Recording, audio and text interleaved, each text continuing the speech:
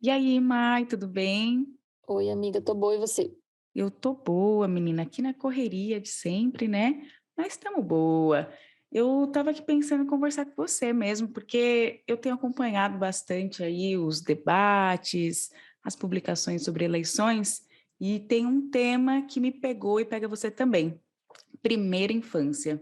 Eu acho legal que esse é um assunto que te pega, porque é um assunto que me pega, porque eu estudo isso, é um assunto que eu cubro aqui no Nós, e porque eu sou mãe, mas que legal que te atrai esse assunto, porque é importante que a gente converse sobre a primeira infância, sobre parentalidade, inclusive quem não tem filhos, né? Opa, com certeza, né? Eu não sou mãe, mas eu já fui criança. Em algum momento também precisei de todos esses cuidados de toda a sociedade, né? Da escola, família, de todo mundo. Então, por isso que é tão importante que você aí, seja mãe ou não, também se atenha a esse debate sobre a primeira infância nas eleições. Bora lá? Bora, que o assunto de hoje é o direito à creche no Brasil. Eu sou Jéssica Moreira. Eu sou Maiara Penina. E você acabou de chegar ao Conversa de Portão, um podcast do Nós Mulheres da Periferia em parceria com Universa, uma plataforma do UOL. Aqui, a conversa entre mulheres vira notícia.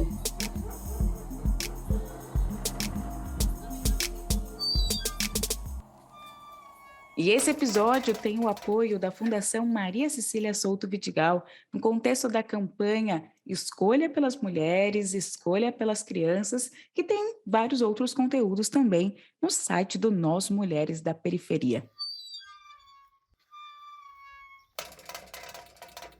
Mas, Mayara, vamos lá, né? Eu estava te falando que eu não sou mãe, mas esse assunto me interessa porque me remete à minha própria infância.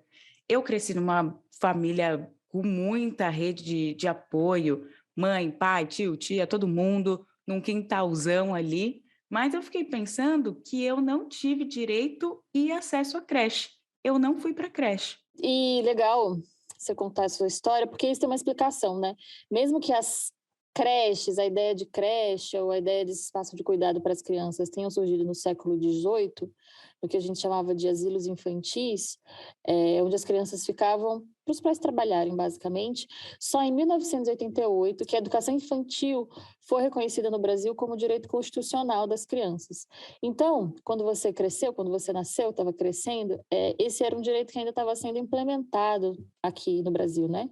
Eu ainda cresci, né, com muitos primos e primas, como eu te falei, então eu tinha muito estímulo ali, mas isso não é uma realidade de todas as famílias, nem lá nos anos 90, nem hoje, né, gente? Parar para pensar que a creche é esse espaço onde a criança vai ter o convívio com outras crianças de muitas outras realidades e que pode permitir que ela vai aprender, trocar, ela vai se desenvolver, né, suas habilidades cognitivas, socioemocionais, aprender a dar limite e se dar limites também, né? Então, olha só quão importante é esse espaço para todas as crianças.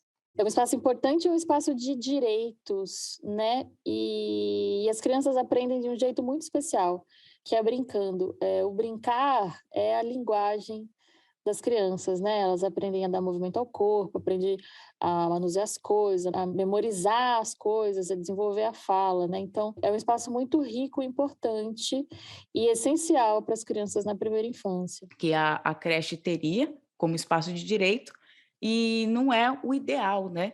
Mas a gente está vivendo uma realidade no qual as vagas, o acesso, o direito à creche, ele não está completamente estabelecido. Olha só, né? A gente falou lá dos anos 90, estamos falando dos anos 2020 e ainda a gente não tem esse direito para todo mundo, né, Mayara? Sim, a gente tem uma legislação brasileira muito avançada, com relação à proteção das crianças, né? Mas falta um pouco a gente avançar na prática. E você falou isso das mães, ainda que as mães não precisassem trabalhar, né? Ainda que não precise, que não trabalhe, mas a creche continua sendo um direito das crianças, ainda que a mãe deixe a criança na escola e não vá necessariamente para um trabalho, né? E a creche está muito relacionada aos direitos das mulheres, assim, porque são as mulheres que cuidam das crianças, né? São as mulheres as principais cuidadoras dessas crianças. E o direito à educação infantil está diretamente relacionado ao direito das mulheres, porque são as mulheres quem cuidam das crianças, né? E no Brasil, a maioria delas são mães solo que precisam garantir a sobrevivência das crianças em casa. Segundo o IBGE, são 11 milhões de mães solo brasileiras. E aí, para a gente falar tá aí mais um motivo, né, para a gente discutir, valorizar e lutar pelo direito à educação infantil de qualidade, ao acesso e à qualidade no Brasil. Para a gente entender mais a fundo sobre isso, a gente convidou a Luciana Alves para trocar uma ideia com a gente. A Luciana Alves é pedagoga, e autora do livro Ser Branco, que foi publicado em 2013 no Brasil. Ela está fazendo doutorado agora na Unicamp e é consultora de assuntos com relação à educação infantil e de relações raciais também.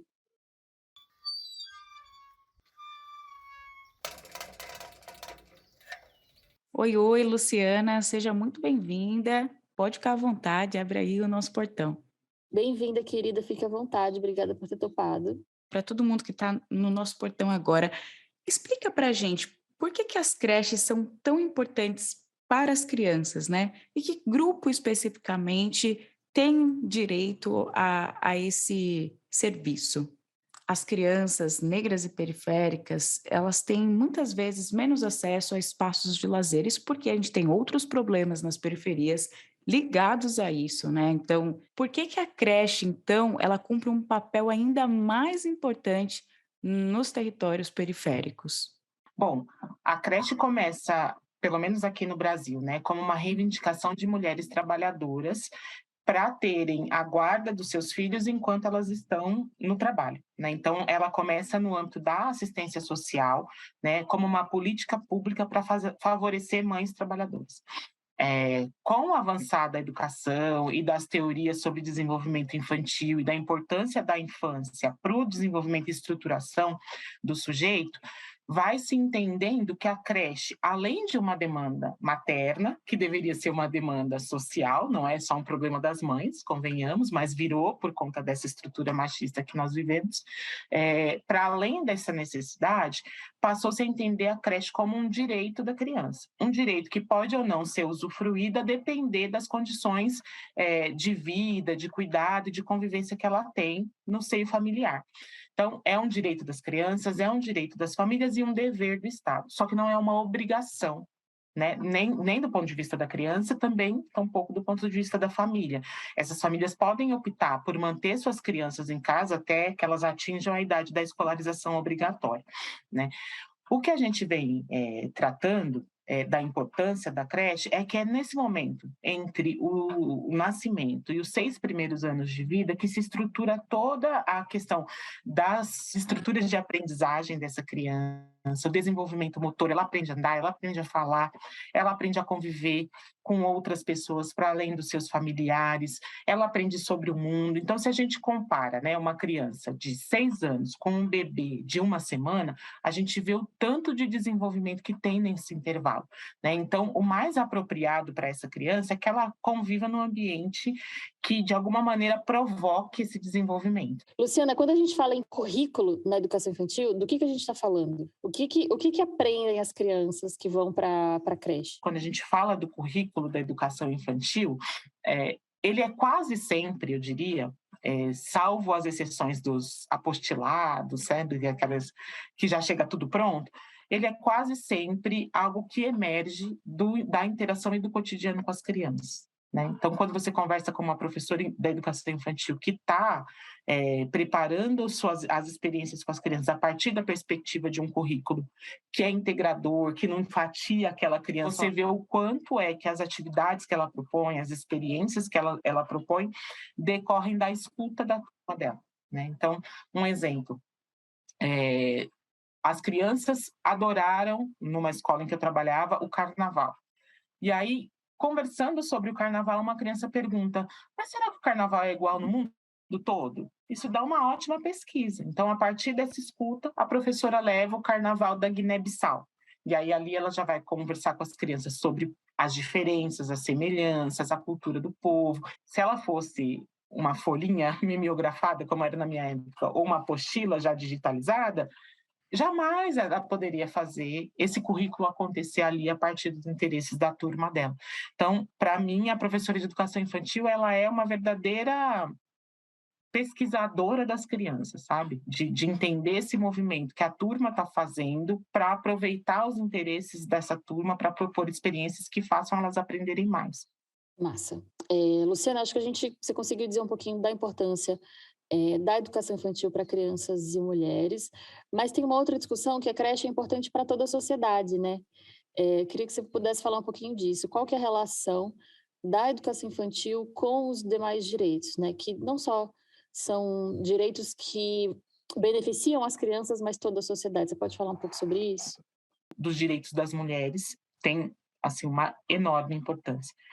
Tem uma importância do ponto de vista do direito das crianças, né? E todos eles, né? Alimentação, saúde, segurança. Então, você sempre, quando constrói uma creche, quando monta uma instituição de educação infantil, ela tem que estar em conformidade não só com a Lei de Diretrizes e Bases da Educação, mas também com o Estatuto da Criança e do Adolescente.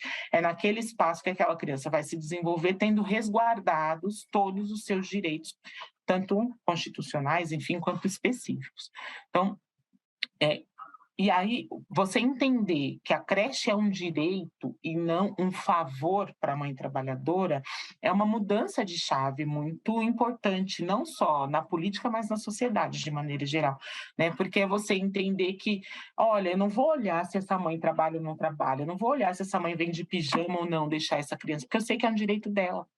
E agora, Luciana, por que o debate sobre a educação infantil também deve estar ancorado aí nas eleições de 2022, inclusive eleições que são uma das mais importantes, né, para a nossa sociedade brasileira? Num plano de governo. Primeiro, o projeto para acabar com a fila da creche, né? Eu não vou obrigar todas as crianças a irem para a creche, como eu falei, ela não é obrigatória, mas que todo pai e mãe que pleiteiem a creche tenham uma vaga, porque é direito. Né? Então, qual é o plano desse governante para aumentar o número de matrículas? A segunda coisa que eu olharia é esse aumento com qualidade que eu comentei.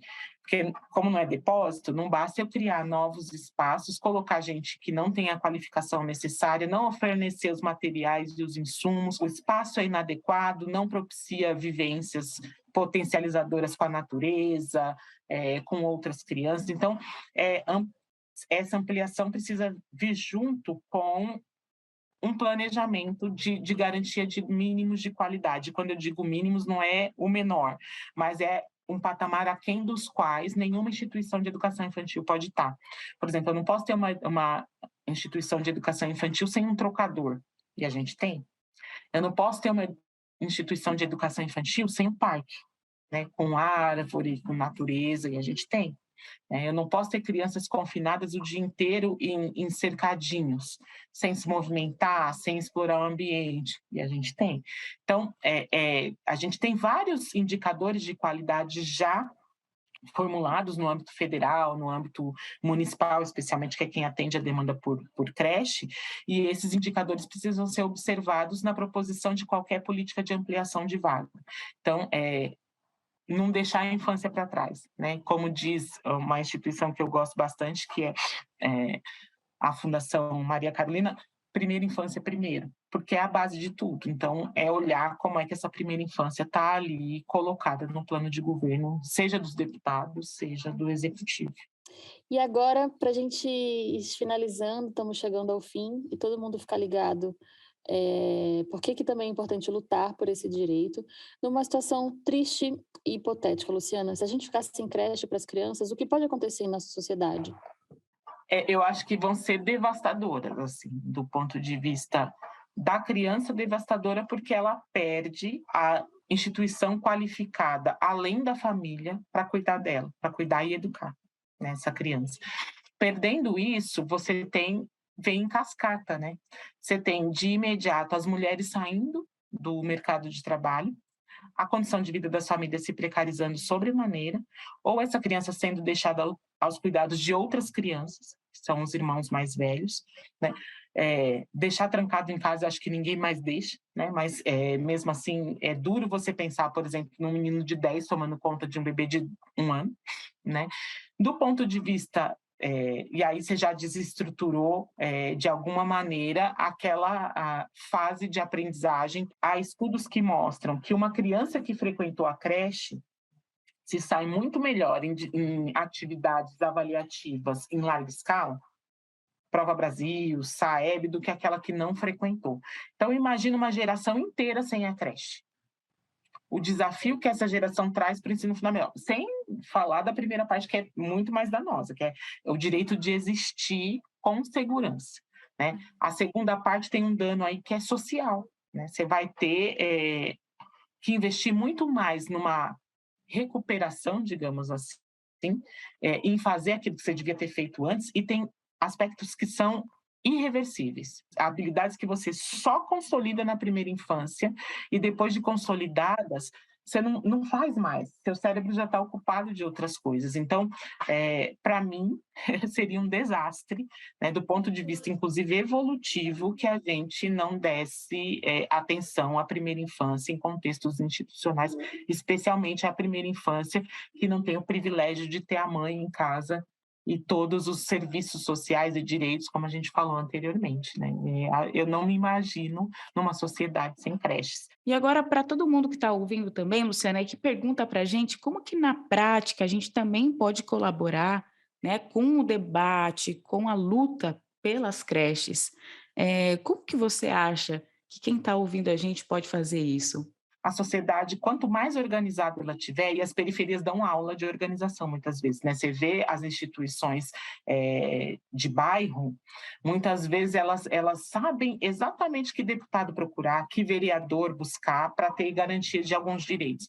Acho que se essa lógica tiver posta em cada um dos territórios, a partir da perspectiva do direito da criança, acho que a gente já tem aí um mecanismo de pressão para os candidatos. Isso do ponto de vista dos territórios vulneráveis. Agora, a gente tem também toda uma sociedade que se beneficia da qualidade da educação quando ela é ampliada e garantida. Tendo ou não vivido questões em relação à creche, tendo ou não filhos, saber que a criança é um dever de uma sociedade inteira zelar por ela. Não é só da mãe, não é só do poder público, é do vizinho, da vizinha, é de todo mundo, né? Porque, como eu disse, a criança é a continuidade da gente. Se a gente não investir nela, a gente está, de alguma maneira, apostando no nosso fim enquanto espécie. Então, é a sociedade se juntar em torno desse princípio de que a primeira infância é a fase mais importante da vida, do ponto de vista dessa construção do sujeito.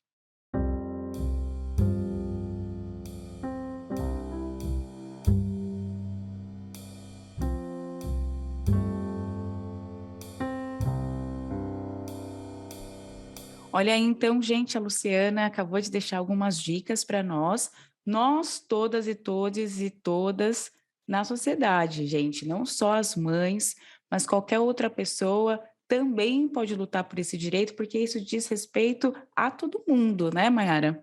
Sim, diz respeito a todos, né? Então, criar uma criança não é só obrigação da família, também da comunidade e do Estado. É bom todo mundo ficar atento a esse assunto e achar seu jeitinho de lutar por ele. Se você também quer aprender mais, quer entender mais sobre esse assunto, a gente está fazendo um grande especial, né, sobre a primeira infância nas eleições de 2022. Vocês podem conferir no Nós Mulheres da Periferia, em www.nosmulheresdaperiferia.com.br. É isso, querida. Obrigada pelo seu tempo, obrigada por receber a gente no seu portão. Bom, eu agradeço o convite, espero que as pessoas que ouvirem o que a gente discutiu aqui se deem conta da importância dessa fase da vida, não só para o devir, né, para o futuro, mas porque considerando as crianças como cidadãs de direitos, que têm vozes, têm quereres, eu ouço muitas vezes, criança não tem querer, tem sim, né? A gente muitas vezes reprime esse querer, porque é mais fácil mandar do que escutar e ponderar e conversar, mas se a gente entender como sociedade qual é a importância da primeira infância, talvez a gente caminhe muito mais rápido para outros patamares de democracia, inclusão, justiça social, pleno emprego, né? E que a gente vem ignorando há muitos anos já e está pagando o preço por isso. Muito obrigada mesmo. Volta sempre que você quiser. O nosso portão está sempre aberto para você. Esse foi o Conversa de Portão, um podcast do Nós Mulheres da Periferia, em parceria com o Universo, a plataforma do UOL. E o episódio de hoje teve produção da Carol Moreno, roteiro e narração por mim, Maiara Penina, e também a gente contou aí com a colaboração na entrevista da Mariana Oliveira. A edição de som é da Trilhará. Você pode seguir a gente na sua plataforma preferida, estamos em todas, né? Spotify, YouTube, Deezer, Google Podcasts, você pode ouvir por lá. E se você quiser trazer algum assunto do seu portão para o nosso, envia pra gente no nosso canal no Telegram, que é o Nós Mulheres da Periferia. Por hoje é só, muito obrigada pela sua companhia, gente. Até o próximo Conversa de Portão. Até!